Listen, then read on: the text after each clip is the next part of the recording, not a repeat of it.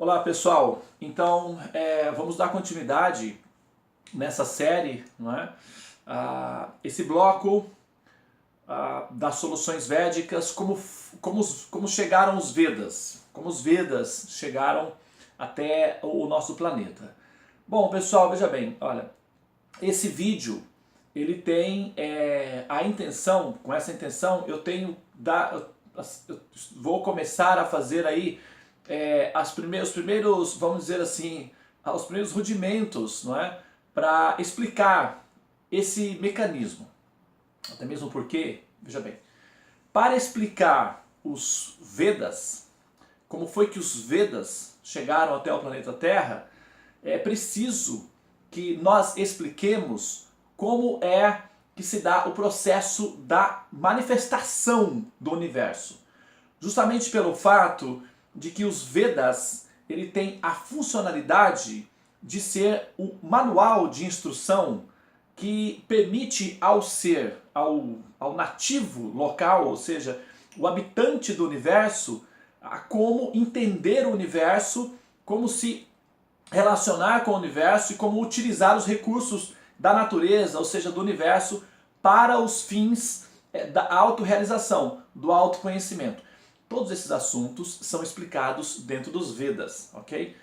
E, como eu disse, para que eu explique como foi que os Vedas chegaram até o ser humano, é necessário que eu explique a história antes do ser humano, ou seja, na formação do universo, tá? E isso eu vou procurar fazer em dois vídeos, ok? Eu tenho aí vídeos rascunhos que eu fiz primeiramente na tentativa de condensar os assuntos para ficar o menos prolongado possível. Mas, afinal de contas, cada vez que eu vou fazendo um vídeo, eu vou entendendo que esse é um assunto que merece um pouco do nosso tempo, um pouco da nossa atenção. Então eu vou fazê-los compartimentalizados, como eu tenho feito, e talvez eu precise fazer um vídeo extra, ou talvez 2 vídeos extras. E nessa tentativa de acertar o ponto certo de como apresentar o tema para você, é claro que a gente gasta tempo, gasta energia e gasta também vídeos, ok? Eu fiz alguns vídeos, esses vídeos eu considero rascunhos para que esse vídeo aqui seja possível. Eu poderia dispensar esses arquivos, ou seja, esses rascunhos, mas como tem ali algumas coisas que pode ser que eu não mencione nesse vídeo e pode ser interessante para você, eu vou manter os vídeos no bloco como rascunhos alternativos, ok? A ideia organizada vai estar aí na disposição da sequência da apresentação dos vídeos dentro desse bloco. Agora o que tem lá mais abaixo, com rascunhos, aquilo ali já são os temas que nós disponibilizamos e que são considerados extras, tá bem? Muito bem, pessoal, vamos lá então, ok? A partir de agora, eu dou início àquilo que seria a explicação de como foi que os Vedas chegaram, como chegaram os Vedas. Muito bem.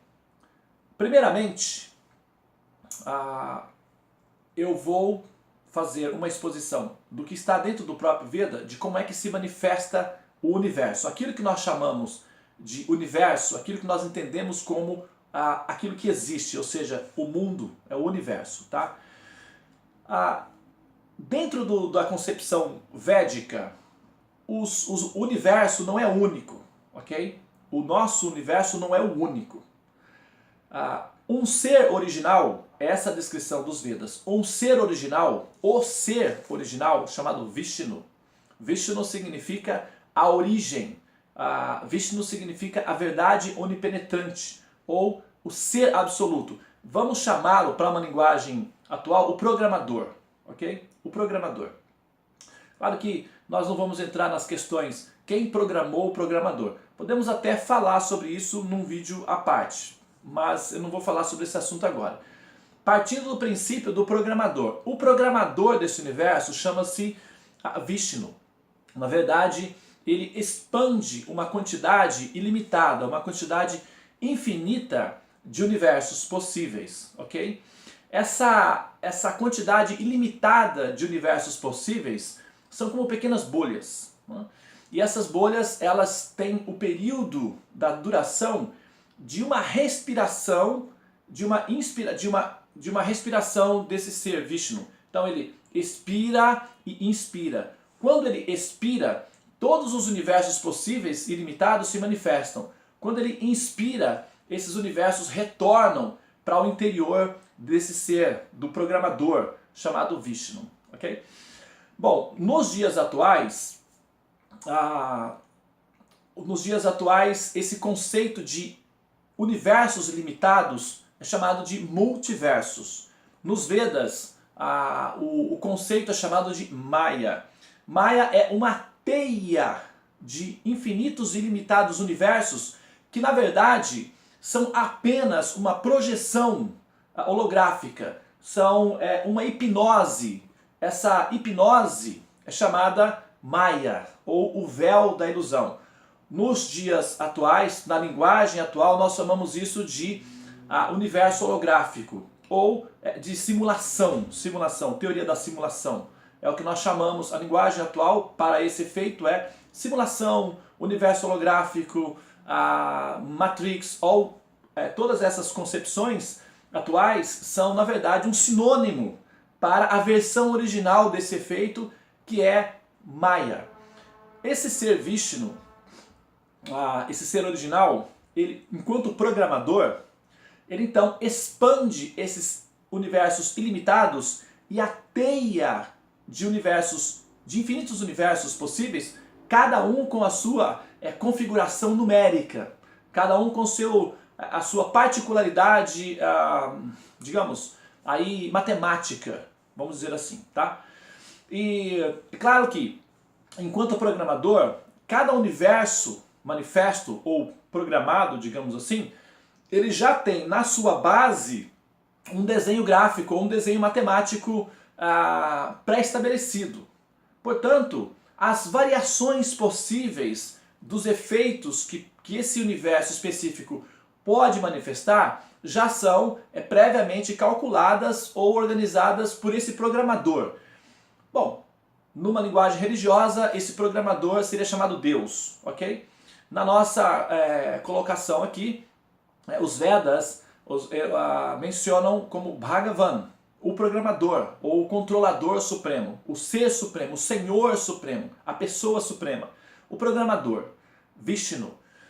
Muito bem, enquanto programador,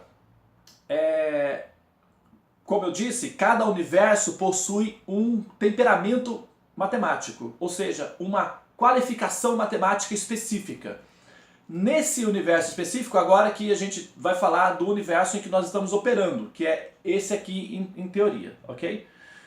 Essa distribuição, essa expansão, essa manifestação aí de infinitos universos, como eu disse, é chamado Maya. Maya significa o véu da ilusão, que também é entendido como sendo, os budistas chamam isso de o sonho divino de Deus, ok? Na verdade, ele está expandindo essa teia de universos e ao mesmo tempo em que as entidades viventes, a princípio, vamos colocar assim para ficar fácil para entender, entram nesses universos possíveis e realizam ali as suas atividades e com isso conseguem evoluir espiritualmente ao ponto de compreenderem que elas não pertencem aos multiversos, mas que pertencem aos universos transcendentais, porque o multiverso só diz respeito à teia chamada Maya. O multiverso não diz respeito aos universos transcendentes, que são os universos reais. O multiverso é um reflexo do universo real, da variedade espiritual. E como um reflexo, ele é apenas uma ilusão, digamos assim. E a palavra para expressar o termo ilusão nos nossos dias atuais é a realidade simulada, ou seja, uma realidade virtual. Os universos, portanto, os multiversos seriam realidades virtuais programadas para uma funcionalidade, ok? Eu não vou falar da funcionalidade da programação para cada universo. Eu vou, nesse vídeo não, talvez no próximo eu vou entrar no assunto. Nesse vídeo eu estou tentando contextualizar a situação de como os Vedas chegam no planeta Terra. Bom, muito bem. Então, como cada universo ele tem uma programação matemática específica e um roteiro específico para funcionar, esse universo específico aqui em que nós estamos operando, que é esse universo que nós conhecemos, que nós interagimos, a configuração matemática para esse universo específico é 3, ok? É 3. Se nós pegamos e pegamos todas os valores matemáticos que nós temos, o princípio máximo que nós conseguimos combinar é até o valor 9, ok? Que vai de 1 a 9. Após o 9 é uma repetição dos mesmos princípios anteriores. 10, por exemplo, é o 1 acrescido de 0. Então você repete o 1 e inclui o 0. 12 é a mistura de 1 com 2. Então, a partir do 9, retornamos ao princípio original e repetimos isso constantemente e infinitamente, ok? Por assim dizer, nós entendemos que a redução absoluta, já que nós temos o máximo do valor numérico dentro desse universo como sendo o fator 9, ao reduzir esse fator em termos singular e absoluto, nós temos o princípio 3. Então o 3 é o princípio matemático reduzido ao máximo do possível dentro desse universo. Por isso nós temos, por exemplo, as 3 cores primárias. A partir da combinação das 3 cores primárias, nós temos todas as variedades possíveis e ilimitadas de cores que nós podemos perceber, ok? Da mesma forma, talvez é um conceito que você não tenha, mas nos Vedas é bem elaborado esse conceito, são as 3 formas primárias da natureza. São chamados as 3 cordas, ou as 3 gunas, ou as 3 qualidades básicas da natureza, que é Tama, Raja e Sattva, ou seja, configuração inferior, configuração média, configuração superior. Tama, Raja, Sattva. Ou ignorância, paixão e bondade, entendido para nós dessa forma. Ignorância, paixão e bondade. A mistura dessas 3 qualidades básicas dos modos da natureza dão todas as manifestações visuais possíveis que nós podemos interagir, ok? Essas 3 fundações, essas 3 características fundamentais da natureza, a ciência moderna entende como sendo cordas. Inclusive, nos próprios Vedas, essas 3 qualidades são mencionadas como sendo gunas. Gunas, traduzindo para a nossa língua, significa cordas, ok? Gunas quer dizer cordas. E essas 3 cordas, essas 3 cordinhas, quando se misturam, dão todas as outras manifestações. São 3 cordinhas que vibram, se misturam e dão todas as manifestações possíveis de serem observadas no universo. Atualmente, a comunidade científica identifica umas centenas de cordinhas, ok? A teoria das cordas prevê a possibilidade de uma variedade de cordas. Mas na medida em que eles vão refinando a observação, ou seja, melhorando a capacidade de observação, eles não sei se vão conseguir chegar a esse nível, mas poderá ser identificado as 3 cordas fundamentais que são a base fundamental da natureza material. Assim como se nós pegássemos as cores aí e fizéssemos um refinamento das cores, nós chegaríamos a seus primórdios, que seriam as 3 cores primárias, ok? Muito bem, com isso o que nós temos aqui, nesse universo específico, é uma combinação do princípio 3 multiplicado por ele mesmo, que dá 9, e aí temos o máximo do princípio numérico 9. Tem um vídeo aqui abaixo, que é uma menção do Nikola Tesla a respeito desses 2 números. Ele faz um comentário: se o ser humano compreender a funcionalidade do número 13 e do número 9, ele então decodifica os segredos mais confidenciais do universo. Porque o número 3 é a base fundamental desse universo específico que nós estamos operando. Existem outros universos com outras configurações matemáticas. Nós estamos falando apenas desse daqui, tá? o conceito de multiversos não é um conceito moderno. Os Vedas apresentam esse conceito de multiversos ou infinitos universos há centenas de milhares de anos, ok? O astrônomo Carl Sagan, estou falando isso para corroborar o que eu estou afirmando, né? O astrônomo Carl Sagan, ele fez um documentário chamado Cosmos, na década de 80. Um documentário muito bem feito. E numa parte, que também está disponibilizado aqui no link abaixo, em que o Carl Sagan fala sobre a relação que existe entre o conhecimento científico atual, naquela época, em 1980, e os Vedas. Ele menciona hinduísmo, mas eu quero deixar claro aqui, como o link do documentário feito pela History Channel está aqui abaixo, e como Carl Sagan, como acadêmico, né, ele fala do hinduísmo, eu quero deixar aqui bem claro que o hinduísmo, ele não é necessariamente os Vedas, ok? O hinduísmo, ele é o hinduísmo é a forma como os indianos vivenciam os Vedas, tá? É a maneira que o povo, a população, o nativo local, ou seja, o homem da Índia, o ser humano indiano, adquirindo o conhecimento védico, expressa na sua característica cultural esse conhecimento original. São duas coisas diferentes, Vedas e hinduísmo, tá? O hinduísmo é uma rede, seria como se fossem os diferentes galhos de uma árvore tentando expressar a qualidade da árvore. Cada ramo do hinduísmo, cada linha, cada designação do hinduísmo são diferentes escolas, diferentes pensadores, diferentes mestres tentando expressar a compreensão que se tem dos conhecimentos védicos, ok? E também é bom que se fique entendido aqui que os Vedas, eles não são uma criação dos indianos. Os indianos, eles não inventaram os Vedas, ok?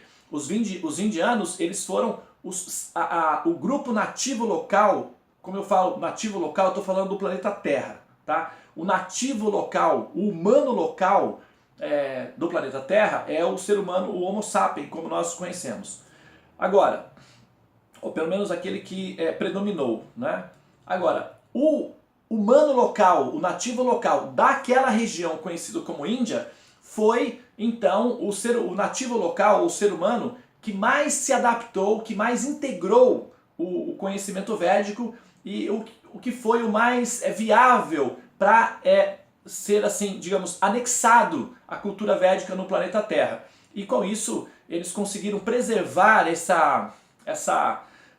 esse conhecimento até os dias atuais, e atualmente esse conhecimento está sendo redescoberto pela humanidade e se espalhando ao redor do globo, ok?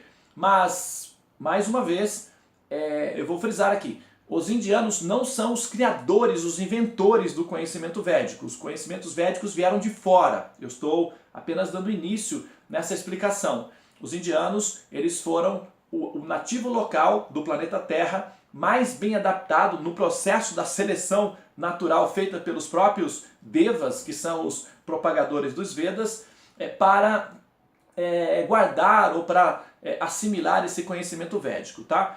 Nesse caso do comentário que eu fiz aqui do Carl Sagan, ele menciona que, para corroborar essa afirmação que eu estou dando, de que nos dias atuais, ele menciona na época de 80, se nós fizermos uma seleção, digamos, dos livros sagrados que existem na humanidade, os chamados livros revelados, aqueles livros que na tradição da humanidade são a maneira como o ser humano, o nativo local, ao olhar para o céu, ao começar a conjecturar as possibilidades dos porquês da existência, concluíram certas afirmações e registraram essas informações como sendo aquelas afirmações ou aquelas informações que teriam aí em si a verdade sobre o princípio do processo da criação. São chamados livros sagrados. Aí nós temos a Bíblia, que na verdade é uma derivação da Torá, não é? o Corão também, que é um ramo da Torá, e teremos aí a Torá como sendo o tronco, e o Islã, né, o islamismo, o Corão e a Bíblia como sendo ramificações dessa árvore, okay? Assim como nós podemos visualizar numa metáfora. E temos outros livros na humanidade que também se propõem a explicar, não é, como foi que o universo foi criado, as histórias dos índios, as histórias antigas, etc. Se nós, como ele menciona, se nós fizermos um rastreamento de todas essas revelações sagradas, ditas como sagradas, para explicar a humanidade e o universo, o conhecimento humano que está nas mãos do ser humano, que mais se aproximaria, que mais poderia representar o conhecimento científico que nós temos no século XX, no caso, na época, agora século XXI, do universo em si, esse conhecimento chama-se Vedas. Okay? Isso está descrito, ele mesmo falou isso, e está aqui o link para que você possa, por si mesmo, não é, verificar isso daí. Ok? Bom, então, pessoal, voltando, não é, aí ao assunto de como os universos são criados, não estou falando desse universo específico, os Vedas têm uma datação também para esse universo, ok? E a datação, inclusive o próprio Carl Sagan também menciona que a datação dos Vedas é a datação mais precisa de acordo com os parâmetros científicos e de conclusões científicas que nós temos aí de toda a história da ciência. A datação védica é a datação mais precisa em relação ao conhecimento científico. Nesse sentido, os Vedas datam o universo em cerca dessa quantidade de valores de bilhões de anos que os cientistas mencionam. E o planeta Terra também. Ok? Agora, o que acontece? Na medida em que o universo, como uma bolha, ele vai se expandindo. Tá? A teoria da expansão de universo inflacionário também está prevista nos Vedas. Okay? O universo começa como uma bolha, se expande e finalmente ele então ele volta na entropia, que é o sistema de expiração e de inspiração do programador original, Vishnu. Os cálculos matemáticos atuais demonstram que o universo está se expandindo aceleradamente. Isso, evidentemente, chega a um ponto em que ele vai retornar, mas no momento ele está acelerando. É o universo inflacionário, como a linguagem atual é mencionada como sendo o universo inflacionário, essa expansão do universo. E agora, na medida em que ele se inicia, que seja com o conceito que nós temos atual como sendo o Big Bang, digamos assim, na medida em que ele vai se manifestando, o universo, a partir de um ponto singular, ele tem ali dentro desse chamado ponto singular, que o Stephen Hawking mencionou aí como sendo um universo numa casca de nós, esse ponto centralizado, onde todas as configurações possíveis do universo estavam centralizadas no único ponto, na verdade, esse ponto infinitesimal, ele já continha dentro de si todo o desenho gráfico, todo o desenho matemático de como seria o universo a partir de então. Ok? Quando ele vai se expandindo, na medida em que ele vai se expandindo, o programa vai liberando os pacotes de programa definidos, como um programa de computador mesmo, não é?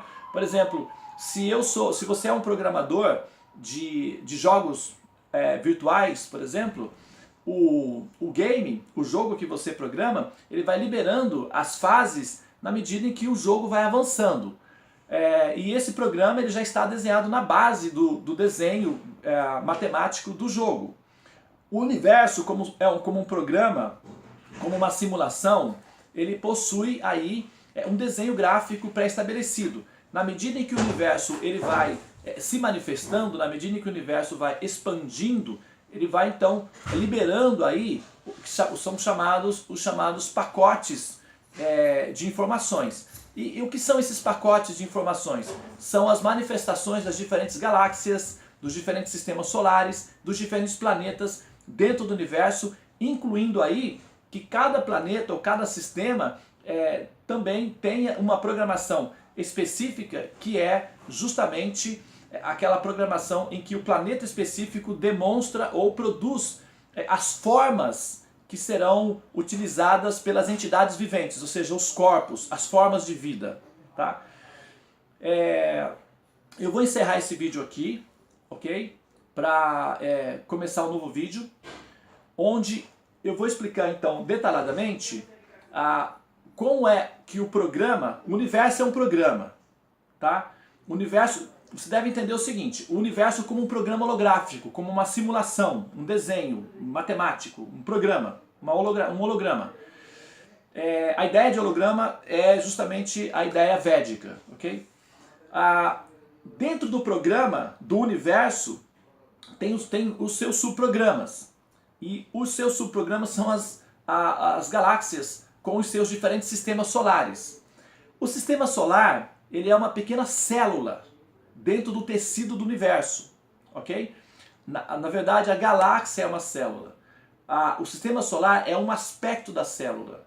E dentro da célula, que é o sistema solar, o núcleo da célula é o planeta Terra. O Sol não é o núcleo da célula. O Sol, ele é o centro gerador de energia. É como se fosse uma reserva de gordura de uma célula, ok? O núcleo do sistema solar é a Terra, que é o ponto mais importante do sistema solar, ok? Eu vou fechar esse vídeo aqui e vou abrir o outro para dar continuidade nesse raciocínio, ok? Muito obrigado pela sua atenção, namastê, até a próxima gravação.